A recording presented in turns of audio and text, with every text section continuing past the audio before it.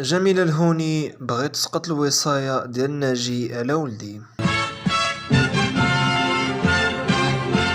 توم بريس، سلام الله عليكم. كشفت الممثلة الجميلة هوني اليوم اثنين 9 يناير الماضي من أمام المحكمة الابتدائية في الرباط في حي محيط قسم قضاء الأسرة عن تفاصيل الدعوى القضائية التي رفعتها ضد طليقها الممثل أمين الناجي. وفي تصريحات إعلامية قالت الهوني إن المحكمة ستقوم بالبث في قضية إسقاط وصاية طليقها عن ابنها الأسبوع القادم يومه 16 من الشهر الجاري.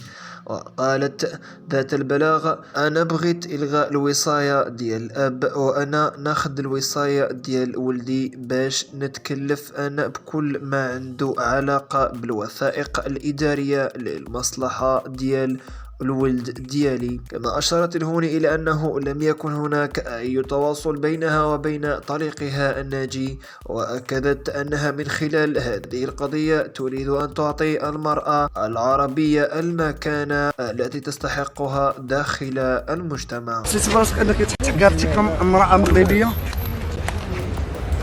نعم. القضية ديالي اليوم هي إلغاء الوصاية على الأب، وأنا ناخذ الوصاية على ولدي باش نتكلف أنايا بكل ما هو عنده علاقة بالوثائق الإدارية لمصلحة الولد ديالي.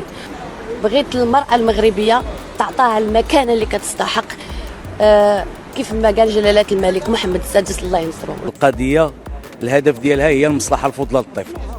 نحن أمام دعوة تهدف إلى إسقاط ولاية الأب. الهدف ديالنا هو المصلحة الفضلى للطفل من أجل التمدرس ديالو، وكذا من أجل التكوين ديالو الرياضي والأكاديمي. أنا كنشكر كل الناس اللي ساندوني وتضامنوا معايا ودعاو معايا، كنبغي نشكرهم بزاف بزاف، وأنا عندي ثقة في القضاء إن شاء الله غادي ينصفني. شكرا. إن أعجبك الفيديو لا تنسى الإعجاب والاشتراك في القناة.